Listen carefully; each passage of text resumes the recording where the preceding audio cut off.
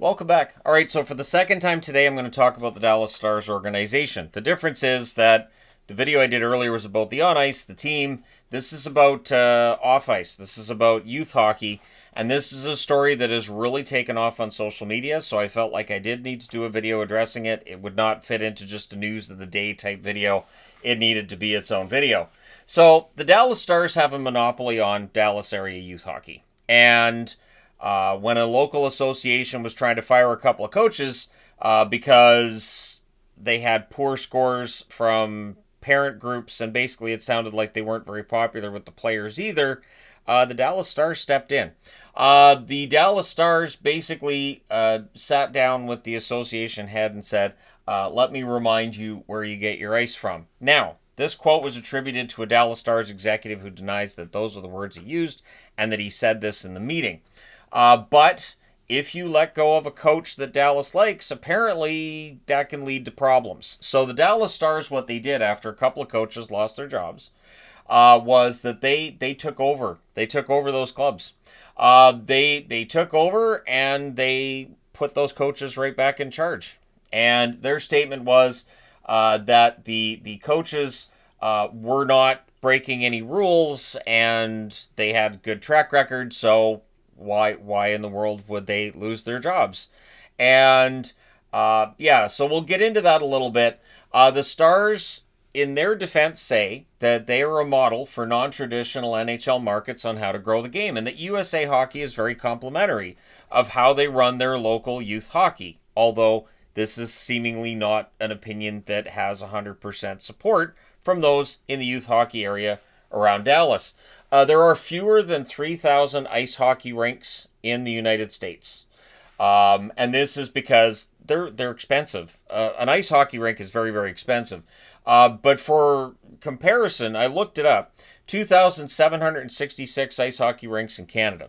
So even though Canada has a population that's usually 10 to 12% of the American population, almost the same number of hockey rinks in Canada as there are in the U.S. Understandable. Hockey is a big part of the culture in Canada, and everything's hockey everywhere. Just off the top of my head, I know of 4 ice hockey rinks here in Abbotsford, and I'm just thinking, well, wait a minute, 1, 2, 3. I'll say 4, but there's more than that. But that's listed by Arena Guide Canada, so I'll trust them on that. They seem to have this all figured out, and since it's such an exact number, sure, 2,766. Good job.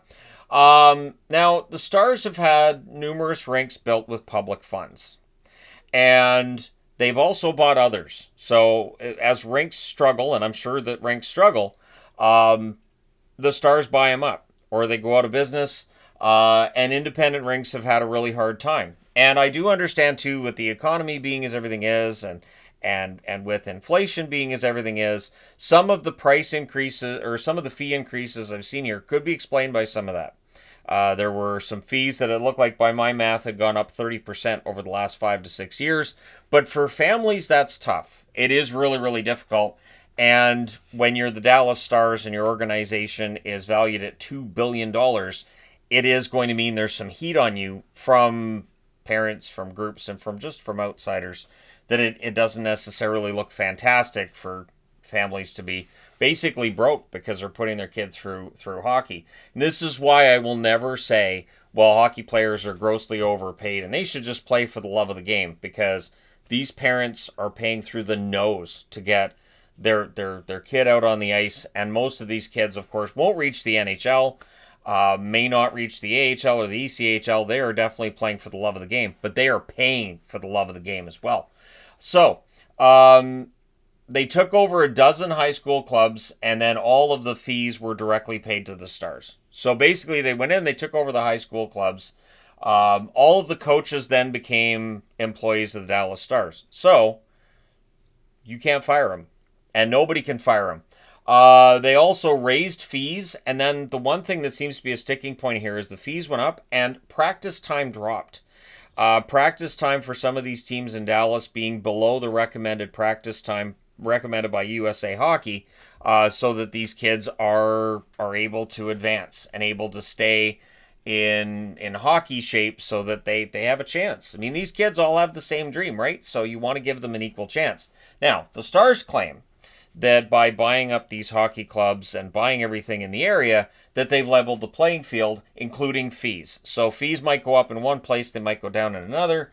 They say that coaches' pay is protected here, and that it keeps coaches from losing their job to leaders with access to grind, which is an interesting way of putting it. I understand what they're getting at here, but I don't know how prevalent it is for a coach, and I mean that. I don't know how prevalent it is for a youth hockey coach to be out just because of a leader with an axe to grind. They also claim that coaches were paid more and that players paid less in fees after they took over. They kept the coaches due to their strong track record and no rule violations, that being the two coaches from the top. So that's where that was. I was looking for that on the board. Now, the Stars also did not apparently honor, there was 104 hours of free ice time at practice facilities. They did not honor. So parents weren't expecting to pay this. Associations weren't expected to pay this. And it billed these associations tens of thousands of dollars for that ice time. And so the families that got overcharged in this situation are getting $312 refunds for each season that they were overcharged, which parents in the associations are saying doesn't come close to evening that out. That they lost so much money in ice fees, and ice is pricey. It is. One of the reasons why I don't, why don't we have an ice hockey game here? One thing is, if I threw my own ice hockey game, I don't think I would get nearly the turnout I get for a street hockey game in Coquitlam, because anybody can go out and pick up a stick and play street hockey. Not everybody can go out and skate and do all that. Not everybody has all the prerequisite hockey equipment. It's expensive, and then the ice itself is really pricey. So I totally understand the frustration people have with the cost of ice. So for this not to be honored and then the amount of money coming back isn't what the parents are all that happy with, it's not great. Now, the Dallas Stars apparently own 8 of 11 full-sized rinks within 150 miles of Dallas. So if you're within 150 miles of Dallas-Fort Worth, good chance that if you go to a rink, the Dallas Stars own it, and they're still building more. Looks like they're going to own as many as 10. And it really builds that monopoly, right? Now, for the Dallas Stars, they're saying that the practice time, in part, is to make sure everybody gets equal time. I have seen people, too, defending Dallas and how they do things on social media and saying that there were some that weren't getting any ice time and now they are, and that it kind of evens things out a little bit, but I do understand where parents are coming from in this one. The Stars also exclude teams from other rinks from their leagues. So if you're a youth team that plays in a rink that is not owned by the Dallas Stars, you may not be welcome in one of their leagues. Now, in some instances in this article, there are teams that weren't allowed and then were, and there are some that still might be barred, but they have complete control over who gets into those leagues because they own everything, right? The ice costs for traveling teams are up, and practice time is down. So teams that travel in to Dallas, their costs have gone through the roof. And they also get charged for hotels. Parents being forced to pay for hotels that they don't even want in order to get access to tournaments. You want to get into this tournament, you got to pay these fees. Included in these fees, a hotel fee. And if you're not going to use the hotel, oh well, you still have to pay it. Now, in the article, it also mentions that those hotel fees are relatively common. But this is something that parents are bringing up, and it just feels like it's all of these things rolled into one. That if any of these one things were just on their own, it wouldn't be a big deal. But it's everything cumulatively that's caused this level of upset. One-on-one lessons have ballooned in cost. So if you want your kid to actually make it to the NHL, one-on-one training is important. They are going to need specified training, and they are going to need lessons in every type of skating you can imagine, and it is a lot of work. It is a tremendous amount of work, and I don't care whether an NHL player is on the first line, the fourth line, if they're in the AHL, if they're barely an NHL player, all of them have gone through this, and so I have full respect for any hockey player because of the fact that it is very pricey, it takes a lot of work, and it's a lot of dedication. But the parents have to have that dedication as well. And so the fact that these one-on-one lessons, which I was reading, it was $55 to get a coach with 4 players, and now it can be as high as $200 for a one-on-one lesson for your youth player to have a meeting with a skating coach or strength and conditioning coach in order to have these lessons. Now, rising energy costs are playing a role in the fact that some of these prices are going up. And the Dallas Stars acknowledge that, hey, you know, this is part of it, and we're trying to do what we can for families. Dallas, it was apparently a 35-minute interview that they gave USA Today. There were certain people that weren't necessarily available, didn't answer requests from USA Today for comment, but in general, they're trying to tell as much as they can here. Now, one thing that is always something to keep in mind is social media. I don't know how many times on social media we've seen somebody put in a complaint or say something, and it comes back to bite them. Apparently, if you complain on social media about the Dallas Stars monopoly or anything related to leagues run by the Dallas Stars, you run the risk of yourself being banned from the league. You run the risk of your kids being banned from the league. There was a petition that was put up at one point, and the man that put up the petition was told, if your son wants any future here in Dallas hockey, basically take that down, do what we tell you. There was another instance I saw in the article of somebody being told that for the next 6 months, keep your head down. I don't want to see any more posts. And they will tell you to remove every post that's critical of the Dallas Stars' way of running things. So it's tough. And it's interesting, too, because the criticism of a team, I don't think Dallas is alone here. I do think there are other teams that would take a similar point of view of, if you're going to criticize us, you're not getting usage of our leagues and our setups. But it is another example of how all of these things together add up to make Dallas not necessarily look great.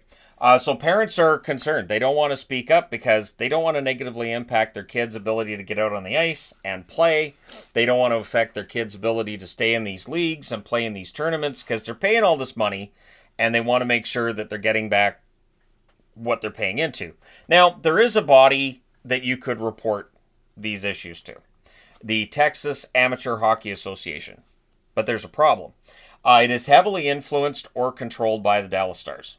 4 of the 11 board members were directly employed, apparently, by Dallas.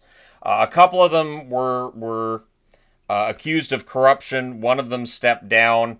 One of them's resigned. So one stepped down as the board president. He's still on the board, though, and the other one has resigned altogether. The Dallas Stars, when asked about that, are just saying, yeah, they're no longer members of the organization. But they were using their status to improve themselves, basically using it to benefit themselves in other areas. You're not allowed to do that. Basically, there was some conflict of interest, and so the Texas Amateur Hockey Association is going through some stuff. But this is the body that you would report to if you feel like things aren't being run very well in one of those leagues that the Dallas Stars are running. Basically, you're going to the Dallas Stars about how you're not happy with what the Dallas Stars are doing. So the odds of the Dallas Stars doing something to correct the Dallas Stars, they're not great. The odds are not great that the Dallas Stars are going to do much about what you don't like that the Dallas Stars are doing. There are also lengthy leases. So one question is, so the monopoly that they have in place, is there anything that could challenge it? Apparently, and again, I do recommend reading the article, the leases these teams have, which can be 20 to 30 years at rinks, basically it just makes sure that nobody's going to come in and compete with them at all.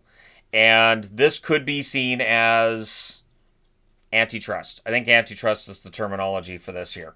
But basically, it's a monopoly on local youth hockey that they have. The leases definitely help. These are arenas that, once again, were paid for by taxpayer dollars, and then the Stars pay it back over a number of years. But they own those arenas, and those leases are in place with some, so it's a mess. So, yeah, the parents get forced to pay for those hotels. The fees go through the roof. And I did see one parent saying, it's like $30,000 for the year. It's a lot of money. I do think that there was a video I did years ago on how it can cost you over $100,000 if you're a parent to get your kid anywhere near the National Hockey League. To get them to draft age, it's about $100,000. I would say with what I'm seeing in this article here, those costs have ballooned. And if it costs you $100,000 to get your child to draft age and get drafted into the NHL, probably I would say $150,000, $200,000 now for that to happen. It is a lot of money. And it is tough because it's not the same as other sports. You can play basketball wherever. You can play baseball. I mean, there's baseball. There's baseball diamonds all around this city, and it's easy to play football and to play these other sports because you don't require ice, which hockey does. And you can go out and rollerblade, but it's different. Rollerblading is definitely different than playing on ice. And Mike Selekin, the founding board member of the Texas Hockey League, which is made up of basically associations in Texas and Oklahoma to try to give people an option that's not just the Dallas Stars controlled stuff. He said ice is gold and they control the ice. So basically, even though they have this association and they're trying to build themselves up, that the ice itself is controlled by the Dallas Stars, which means that there's only so much they can do. So unless they're going to build their own rinks, which most people don't have the money to build their own rinks, it really is a matter of the Dallas Stars own all of it.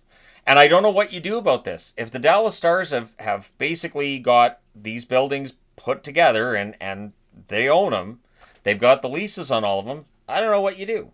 For the National Hockey League, I don't think this would fall under their umbrella. I don't think Gary Bettman's going to be concerned about the youth hockey in the Dallas area necessarily. It doesn't affect the NHL one way or the other.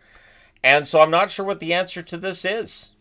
And it is the one thing that, I'm putting this all together. I'm thinking, I don't know how this gets solved. I do wonder if daylight on this is going to change anything the Dallas Stars do and anything any way that they approach this. Because clearly there is some resentment towards the organization. I would say some of it's probably very much warranted, and some of it may very well just be the economic climate that we're in, and Dallas passing along increases in their costs to parents, to the associations, and everybody else. I cannot imagine how expensive it is to run an ice rink, especially if it's during the summer, certain times of year, but definitely in Dallas, it's a lot warmer there than it's going to be in, say, Saskatoon. When you get into November, that kind of thing, right? So it's going to be much, much more expensive to keep an arena cold enough for ice north of the border than you're going to have in the deep south of the United States. So it is an interesting issue. I'd be interested to know your thoughts in the comment section below, as always.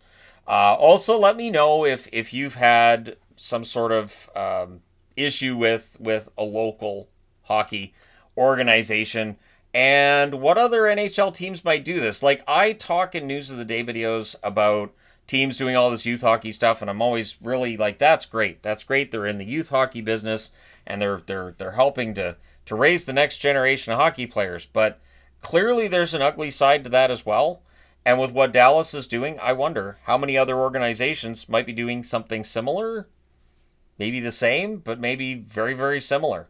So let me know your thoughts in the comment section below, as always. Hit like and subscribe in the event you may not have done so already. Thank you guys so much for watching, for all your support. And we'll see if there's an update on this and if any of this changes or what kind of a news release we get from the Dallas Stars. I haven't seen anything official yet, but I do think we'll get something from the Dallas Stars at some point. Because this is clearly a big deal. Like I said, I'm seeing this all over, and I felt like it needed a video today so we can have that discussion. But let me know your thoughts. Hit like and subscribe in the event you may not have done so already. Thank you guys so much for all your support. I will talk to you again soon.